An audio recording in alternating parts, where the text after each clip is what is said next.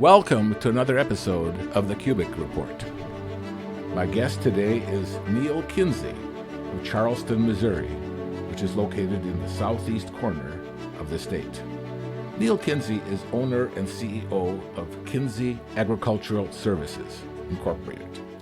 He specializes in building or the rebuilding of soil fertility for improving both quality and yields through soil and plant analysis. He is a highly acclaimed soil specialist and consultant and has been called a consultant's consultant. Through his in-depth courses, he has trained thousands of consultants and sophisticated growers in methodology of soil element balancing. And he's been doing this for more than 50 years now. I first met him, would you believe, 50 years ago in Cape Girardeau, Missouri. So first of all, welcome to the podcast, Neal. Thank you. Thank you for having me, Vic. It's a pleasure. It really is a pleasure to have you here. As I've said, I wanted to have you since I talked to you first about this in 2019, where I found notes about you that I had made, and we have just never gotten to this point. But Neal has just returned from Ukraine, and this is what has triggered this long overdue podcast. He called me about a week ago for a conference that he attended in Vinnytsia, Ukraine, which is in western Ukraine, with other agricultural leaders from June 26th through July 11th, 2024. And he made presentations along with others at this conference. He called me a week ago today and told me about his trip and talked about the various things that were common to both of us of interest, especially with people that we know from Ukraine, since I'm Ukrainian and Neal has done quite a bit of work in Ukraine. He gave me a fascinating description of an event that was held in this country, which is at war with Russia. And I thought it might be interesting to have Neal share some of this with our audience. Tell us a little bit about yourself and tell us about this agricultural conference in Ukraine. Well, in my own case, I grew up on farms right here in southeast Missouri. Grandfather was a farmer. My father was a farmer. We raised corn, wheat, soybean, basically, and some cotton. When I went to the university, I was not planning on farming. I'm one of 12 children. My dad said it's expensive to get into farming. He said, hope you'll go to the university and do something else. Well, when I got to the university, I was looking for a reason, and I always ask, when we take new land, we can make a really high yield on soybean. Within 3 years, it was down to the poorest yields, and it just stayed there. And every soil test we used said we didn't need any fertilizer. How could we not need any fertilizer and not make the yield? Uh-huh. So I met Dr. William Albrecht. Well, another person who couldn't answer the question said, go see Dr. William Albrecht. It turns out my office was on the second floor of Mumford Hall. Dr. Albrecht's office was on the first floor, but I didn't know who he was. So went and asked him the question, and within 10 minutes, he already told me the answer. I don't know why other people couldn't figure it out, but that's the way I got involved in doing what I'm doing. I learned about that there was such a thing as soil fertility and that you could measure it and so forth, and then had the opportunity to, after I finished, I was at University of Missouri able to enroll in a master's program in food industry logistics, so learning how to get food hauled around or moved around and so on and so forth. Mm-hmm. But I was also there at the same time on the civilian work program. So when that was finished, had the opportunity to go to Big Sandy and attend a master's college and work in the agriculture department. Mm-hmm. Between Dr. Albrecht's work on foundational fertility and the work that we were able to do under Dale Schurter at the Big Sandy, that's what really enabled me to be able to do what I do today. And that is, we work with farmers all over the world, and we work with the farmer based on what he wants to accomplish. We don't try to tell him, you need to do this, you need to do that.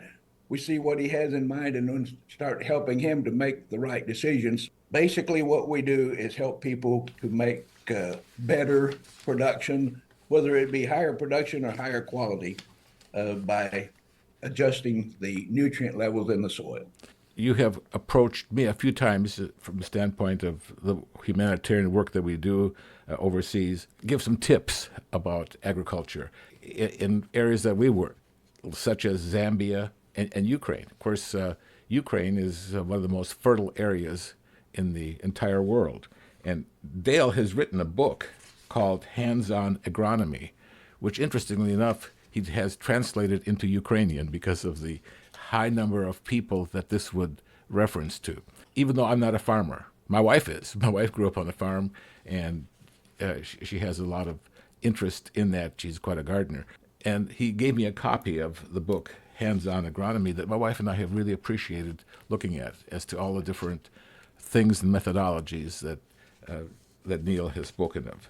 So tell us about now your trip here to Ukraine, because I didn't even know that you were going. And of course, with Ukraine at war, I thought, wow, that's really quite a bold and brave step.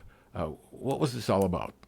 Well, actually, this is a continuation of what was started before the war in Ukraine. In 2015, people that are involved that we're involved with there now in agriculture had me come over and speak on soil fertility and put on a training program for the viticulture, well, for the agronomists and the various people that were there that were actually doing the fertility work on the farms. And one agronomist after another told me, we don't know about fertility because in the collective farms that were there before, they didn't teach you about fertility. They just said, well, all you need to do is look at the plant and how much does it require and how many bushels do you want to make? You just put that on, and that's how you make the yield, Mm-hmm. which that doesn't work if you want everybody in the world basically thinks that works because it's lower priced. But if you want high quality and the best yields, that doesn't really work. Uh, you can get away with it for maybe if you have really fertile ground like they have in Ukraine and some of the places we visited, the topsoil was 100 feet deep. Mm-hmm. Topsoil. 100 Well, feet. they just feel like, well, we have all that topsoil, so we don't need to do anything. And then when you start analyzing the soils, the biggest difference we could make, it started in 2015. The first farm I visited, the farm manager actually managed 100,000 hectares of Mm. corn and soybeans.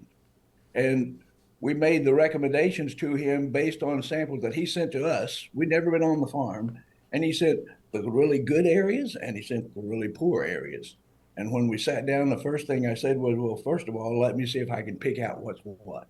So I started with the very worst area. And he said, that's the reason I said it to you. That's the place. Mm-hmm. But even his best soils still didn't have the right nutrient levels. And particularly, they only get about 20 inches of rainfall a year. And because of the situation they had, they couldn't put in irrigation.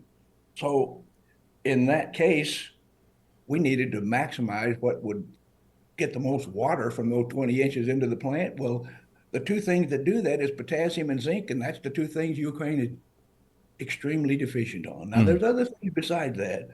But when we made that recommendation, it took 1 year to change, and his yields went right up because Mm. now the plants could better utilize that 20 inches of moisture that came. That gets you known because Mm-hmm. of a fellow like that. And then they had me come back the next year, and he was at the meeting, and he said, "What we did, it worked."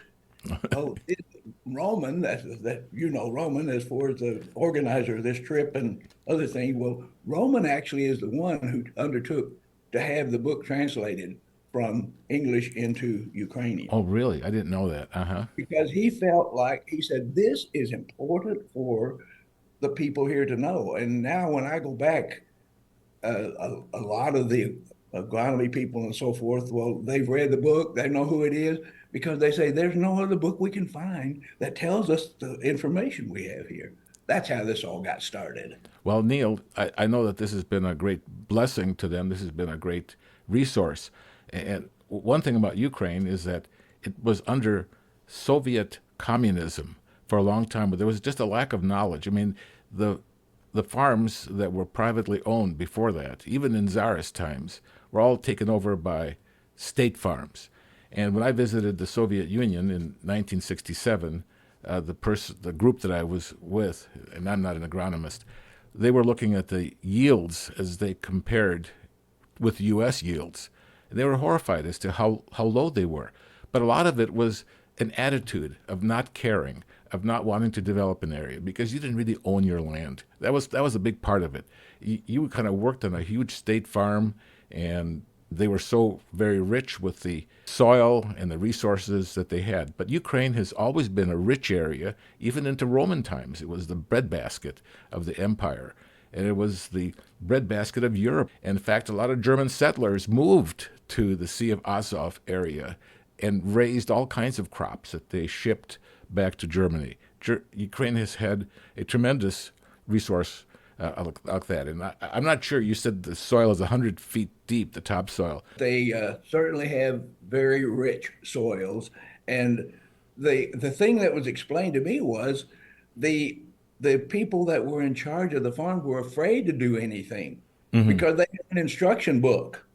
Now, this was actually told to me by one of the agronomists on a 65,000 hectare farm, and he said, "Neal, we were told what to do." Hmm. And you'd have this book, and if it said on April 10th, you go start plowing, even if it was raining that day, you went out and you started plowing because that's what the book said to do. And he said everyone was afraid not to do what was listed in that. And he said, really, those books were just generalized. They didn't Hmm. match up what you needed.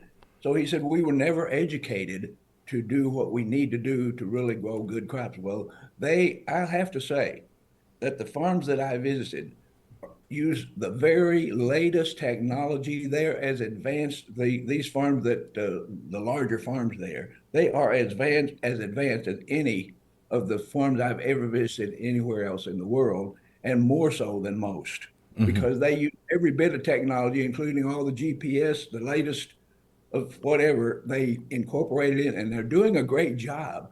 It's just that they still haven't learned the principles of fertility because it's not really written down. Too many people, it seems, want to keep that a secret. And I learned uh, from a man I very greatly respect, Mr. Herbert W. Armstrong, Uh-huh.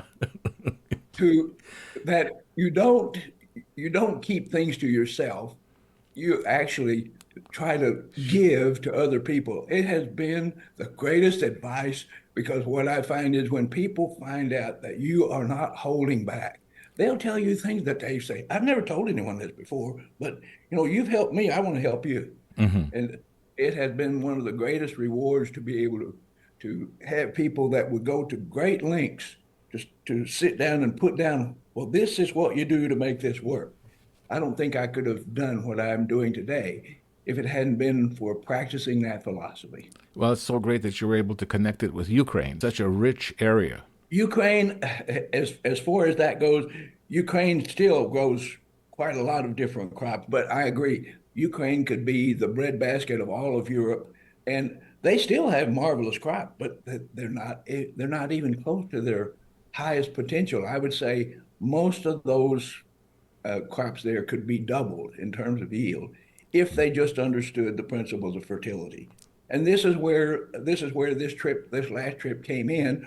We actually have since 2015, and some of those fellows that have come to the schools that I conduct and so forth have gone with me, and Roman has brought us over, and we visit the various farms, small and large, and actually they'll dig pits on the farm. You get down into those soils and you show them where the compaction layers are, where the roots are going, where they're not going, the various problems that's being created or being solved by doing what needs to be done. And so we go from farm to farm, look at the crop, look at the soil in the pits, and use analysis to tell them, look, this is what's going to make the most difference for you. And in Mm. one place, it may be a trace element. In another place, it may be a major element. So in just the June before the war started in November, we did the first tour where we went from one area to another to show the farmers and anyone that was interested that would actually come right out in the fields and stand there and look and so forth. Well, this trip this time was the second of that. It was a continuation, which was to be year after year, but it hasn't happened since the war Hmm. until now. And Roman organized it, and he brought about a dozen different soil experts from the U.S. and probably a half dozen from other countries that actually came over for this tour. And it was designed to help the farmers, but also to bring attention to even the large farmers in Ukraine about WRRU Hmm. and how they're working with helping the small farmer to get the seed he needs or get a tractor repaired that was blown up in the war or Hmm. things like that. This had a double meaning in that WRRU was going to be a part of it to try to help raise more funds to help the small farmers that are being hurt in the war. I know that Roman, you talk about Roman, that's Roman Grinishin, or Hrinishin is in Ukrainian, has come to the United States several times. He's been in our home 2 or 3 times where we've actually done podcasts. And I'll link a couple of the podcasts with the show notes of this one here. But he's an amazing person as far as his energy, as far as his can-do and linking everything from the U.S. to New Zealand to Ukraine and being able to garner support. I might mention, too, is that when Ukraine became independent in 1991, which is now 33 years ago, that it's changed from the economy of state farms, large farms, and has gone to privatization. In fact, my sister worked with a corporation in Moldova from here, which was in the process of privatizing large collective farms, dairy farms, into private farms. And the change of attitudes that had to take place were just immense. But I remember visiting in Ukraine in 1996, where we visited with people who took us out to the countryside. And they said that so much of the land was fallow, not even planted, because there was no financing for anything. It was just horrible. And so what the point I'm getting to is that you say that they have come to have some of the most modern machinery and technology. That is wonderful to hear, because it wasn't that way when Ukraine first became independent. It was very feudal, very medieval, very backward. And the attitude was, hey, this is not my land. I'm just going to do what I have to minimally, and I'm not getting anything out of it. In fact, people all were given a little tiny plot of land, just a part of an acre, that they grew more on those small acres privately, which was allowed for them for the market and for personal use, than these huge, huge farms. One of the first companies that we worked with is, I don't know if they still are, but at the time was considered the largest private agricultural farm in Ukraine. It was called Kernel, Kernel. Mm-hmm. They actually came over here on a tour that was organized and visited the farmers in our area that were using our program and so forth. This is what got them interested in having us come in 2015. And as a result of that, what they saw here, then they said, well, we'd like to be able to do that back in Ukraine. And the thing that they faced, they had 200,000 hectares that they were overseeing. Now, it was not all in one block, it was in several different areas. But what they looked at was, well, we have plenty of resources. We just don't know where to put those resources. And so one after the other would say, because of the test you have, we take soil tests and look at the soil and then prioritize and say, okay, if this is the crop you're going to go, this is what you need first. This is what you need second. This is what you need third. That way they can take their fertilizer budget and put it to whatever makes the most difference. And it'll be different from crop to crop and field to field. Well, this is what got things started in terms of being there. But they said, we've got this 200,000 hectares, but we can't count on it because we have to lease that land every year. And they're leasing those little 8 and 10 acre parcels from each person that received it as a result of breaking down the collective farms into the private farms. And whoever lived on that collective farm, they just divided it out, and each one of them got so many acres. Some farms it was 7 acres, some it was 10, various things.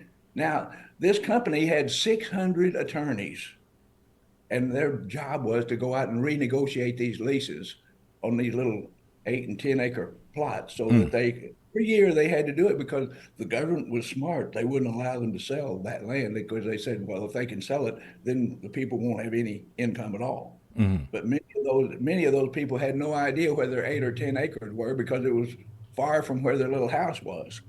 But they could lease that land out and make an income on it, and then grow their own vegetable right around their home. Yeah, that's amazing.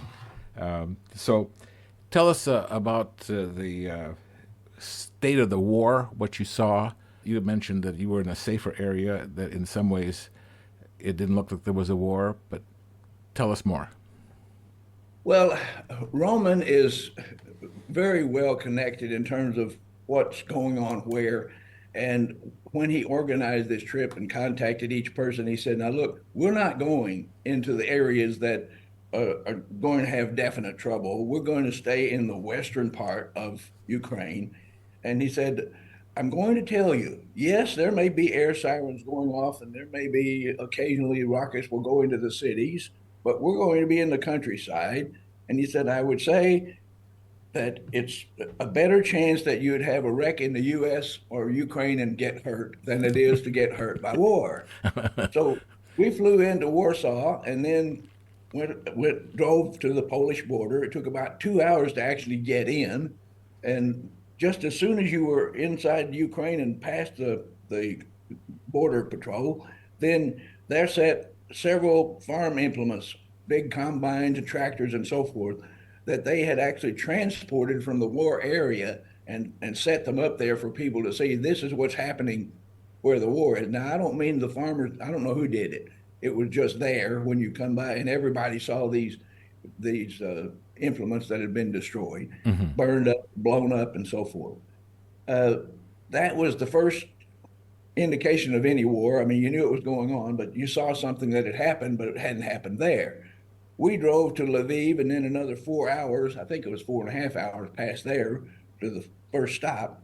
And from going through Lviv, going through the bigger areas, the town, the cities, the towns, and the villages, didn't see one place that had been affected by the war. Not, nothing that a bomb had come through or some drone had dropped in there or whatever. Nothing was destroyed in that way. So Mm-hmm. the only thing you saw was as soon as you came across the border, there were a lot more soldiers Mm-hmm. on the Ukrainian side than there were on the Polish side. Mm-hmm. And uh, the reason would be they'd have basically it was for the vehicle coming out of Ukraine headed into Poland. And they'd be looking that direction, and certain cars they'd pull over because if they saw a younger looking face in there, they wanted to make sure it wasn't somebody trying to get across the border to escape from serving in the military. Mm-hmm. Mm-hmm. So they would stop and check the papers and so forth. And if it looked like there was someone young in there, they didn't know who it was. So basically, every car got stopped with young people in it. Mm-hmm. Uh, so we saw that, and there were quite a lot of military vehicles on the road, but I would say no more than on some of our interstates in the U.S. when the National Guard each year goes to from here up to Wisconsin or wherever they go for their training, because you see, you saw a lot more equipment going that way than you did where we were in Ukraine. So Mm-hmm. you'd see something once in a while, no big tanks or anything like that. Mm-hmm. We got in and was in Ukraine on Sunday night. We drove all day long. We left at 7:30 in the morning from Warsaw and got to where we were going to Vinnytsia at about 8 o'clock that night. So only 2 hours to clear the border. So it was a lot of driving. Yeah. It was just like you'd be right here as far as seeing people going about their business and so forth. You wouldn't recognize that a war was going on the other side of the country. I guess it's sort of like the wildfires in California right now are really bad, but here in the Midwest, we don't even get the smoke from it, so we don't really know what's going on there. That to me, I felt just as safe in every place we stayed as I felt staying in my own home, and I feel like we're in a very safe area. So didn't feel in danger at all, and turns out we weren't. Well, I'm Now, concerned about Roman because he lives in Kiev. He lives right. Roman does live in Kiev, and incidentally, his wife and his oldest son was actually working, helping him put on this program. So they were right there with him going through the tour. His two younger children were staying with either her parents or his parents, but they were back toward Lviv. So not really. I mean, what Roman actually says when they are at home, many times they sleep in the hallways Mm-hmm. because of not knowing, when the sirens go off, you don't have to wake up and get somewhere. You can already be in a safer spot so that you can get to the Exits, yeah. protect. Yeah. Yes, but the we didn't see anything until Monday morning. The last farm tour was on that Monday. Actually, they'd been touring farms for a week before I got there. Because of other commitments, I couldn't get there until the latter part of the meeting. Hmm. And we went out to this large private farm, and as we went out into the field to look at the various fields, we're going to look at three fields. But to the first field, there was a military vehicle ahead of us pulling something. And they turned into the same road we turned in. Hmm. Went out, pulled up in a field, took the camouflage off, and a big piece of artillery. And when we got a half mile down the road where we were going, someone said, "Well, that is what they use to shoot down the spy drones that come across from Russia." Uh-huh. Well, now here we are that far away, and there's spy drones coming across. Now they said you'll never hear it, you'll never see it. It's so high up there. So we didn't hear anything until about 30 minutes into while we were getting down in the pit and looking at the soils and so forth. And all of a sudden, kaboom! One shot. That's all we heard. Hmm. 30 minutes later, kaboom! So I don't know if they hit it with one shot or if they just had one chance to shoot and forget it after that. But that they were actually firing at something up there that we'd never hear, see, or anything else. Hmm. So that's the closest we saw, and that was only that one day. Not, after that, nothing. Well, this kind of a wartime mentality that's set in. We work with people in Western Ukraine, in from Uzhgorod, which is right there on the Slovakian border, to cities like Hust. And when you mentioned Venetia, some of our people are from Venetia that live in Western Ukraine, and Oh, when you mentioned that town, it was clear to me. And basically, they have to continue living. They've got to make a life. They've got to work. They've got to get paid. They've got to provide food. And so we've been doing this. We have several different projects where we have groups of people driving from goods from Germany, donated by other humanitarian organizations, across the border, sometimes through Poland, but mostly through Slovakia, and sometimes Hungary. Hungary has been less friendly, but they get it into Ukraine, and then they have volunteers that go from these safe areas into the war zones, into Donetsk, and the latest mission was to Kherson, which is at the mouth of the Dnieper River. And these are just phenomenal, courageous volunteers that sometimes see explosions and help a lot of vulnerable people, and so we do our part. My nephew graduated from university in Lviv this last July, a little over a year ago, and now he's working there. He's working there, and he just has fallen in love with the country. His parents live in Spokane, Washington, but he fell in love with the country, and he's working there, and just feels very much a part of doing his part. But the city of Lviv, for example, they have sirens go off continually. They have all the things that you mentioned there, but people still have to make a life and have to adjust for that. It's made me more interested in just how life was like in wartime Germany, because my parents lived there. They had to work, they had to do different things, and of course they were slave labor, but nonetheless they still had to, for 3 years, be able to carry on and live and have a mental resilience to the tragedies that were occurring, and kind of hope for the best. But I feel now, right now, people are coming to me. What we're working on is preparing people for the third winter that's coming up here. We provide fuel, we provide bread ovens that also heat the homes and do different things like that. But I'm so glad, Neal, that you had this opportunity to go to Ukraine and to be there in the wartime thing, and also to be with courageous, I feel, heroes like Roman Grinishin and the staff there. You said there were about 200 people that were at this conference and another 300 or so online? that's right. They were basically it was the big agricultural groups in Ukraine. They What has happened is since Hands-on Agronomy came out and Roman has organized various tours. Last December, uh, he organized one tour and it was only three people, and they came and toured around the farms. He said, "Neal, we'd like to have you show some of the farms you're doing." and they don't tell you necessarily who it is, except they're involved with agriculture. Hmm. Well, after he was gone, come to find out, it was one of the members of parliament. He Uh-huh. was actually on the board of one of the largest companies that we work with there in Ukraine. But he went back and told the agriculture people, you need to learn this method. He said, you need to start finding out what this is. And so, as a consequence, that was what one of the things that Roma didn't tell me this, but I think that's one of the things that enabled him to organize this conference. And some of the most responsive people in terms of agricultural operations actually attended this conference either in person or online. Hmm. Well, I'd figure that I know that I'm not as important as you are in these specialized fields, but I know that just as an American, when you go over there, they take a lot of interest, not only in you for now, but also for the future as a resource to contact. I've traveled to Ukraine at least 20 different times. I've worked in different areas from Chernihiv up in the north, in the Chernobyl area, to the western Ukraine, and a lot of my family still lives there. I have a cousin, Victor, in Kharkiv, and I have other relatives, not close to Vinnytsia actually, that have moved there. But my mother is from Kharkiv area, and she's deceased now. And my father was from what was Poland before World War II. And so he actually, interestingly enough, Neal, he lived on privatized land.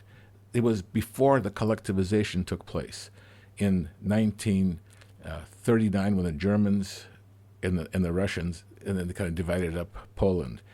And some of the people that my dad knew real well, were private landowners, and they could see the handwriting on the wall, and they left because it would have been taken away from them in an ugly way.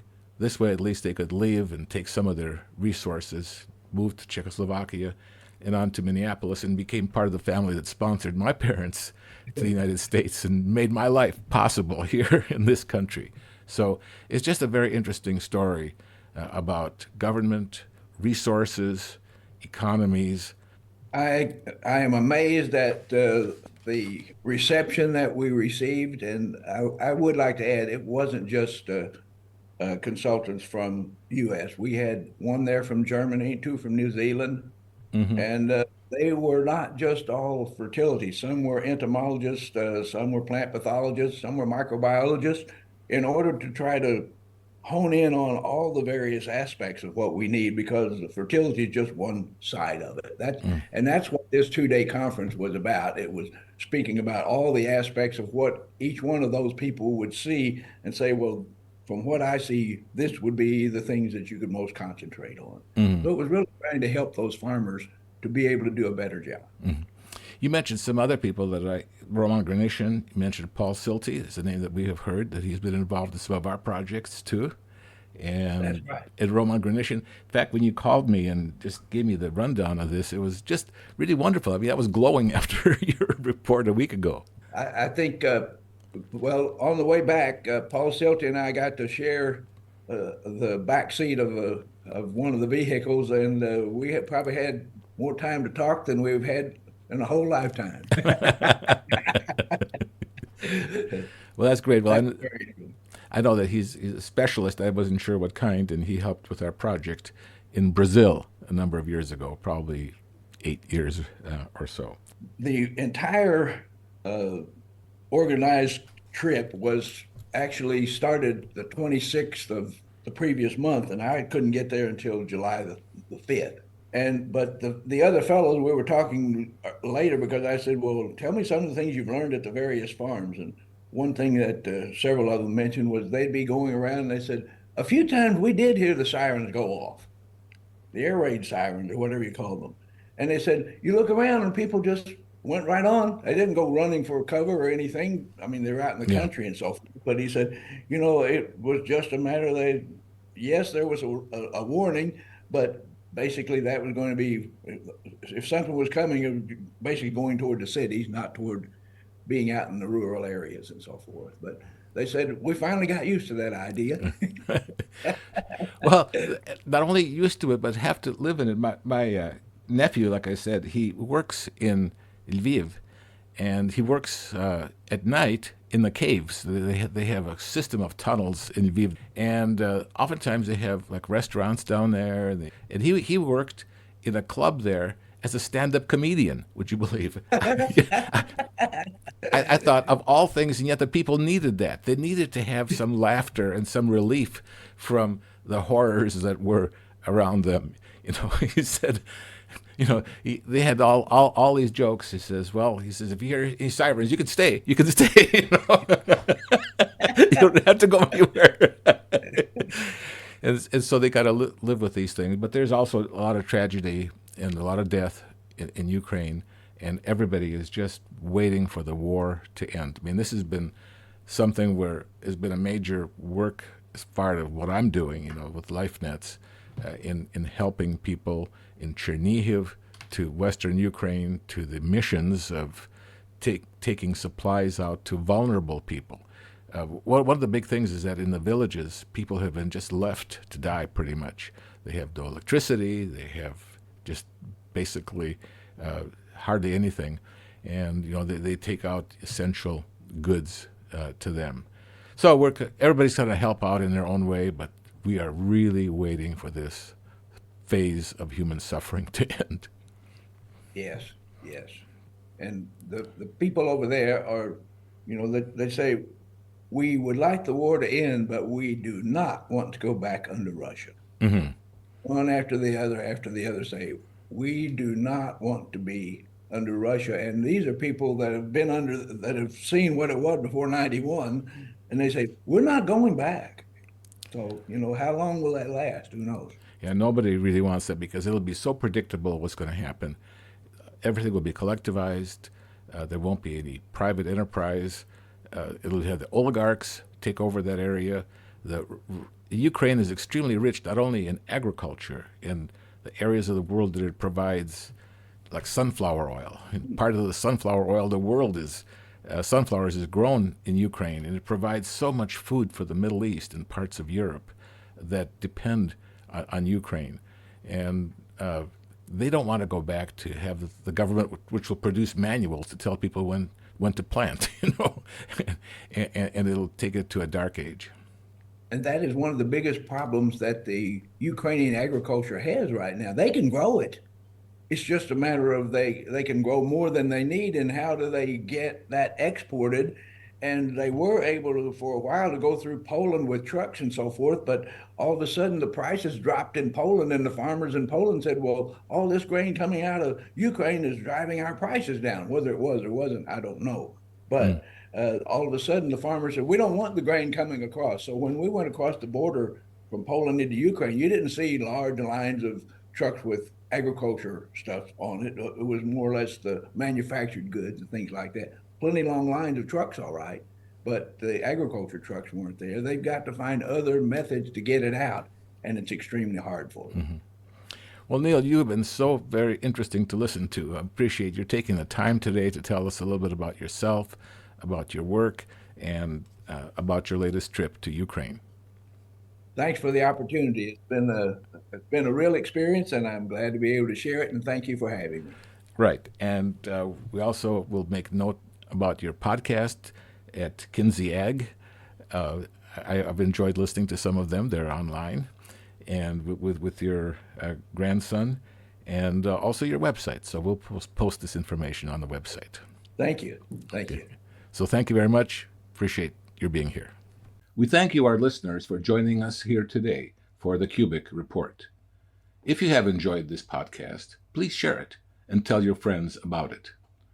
We can be found on a variety of platforms, including Podbean, which includes information about this podcast, Apple and Google Podcasts, Spotify, iHeartRadio, Amazon Music, Audible, Pocket Caster, and other podcasting platforms. You can easily find us on any browser address bar by simply typing in the words The Cubic Report, and there we are. We'd love to hear from you. We'd love to hear your impressions and suggestions. So write to us at vcubic@gmail.com, vkubik@gmail.com. Again, thank you for listening. Come back soon for more.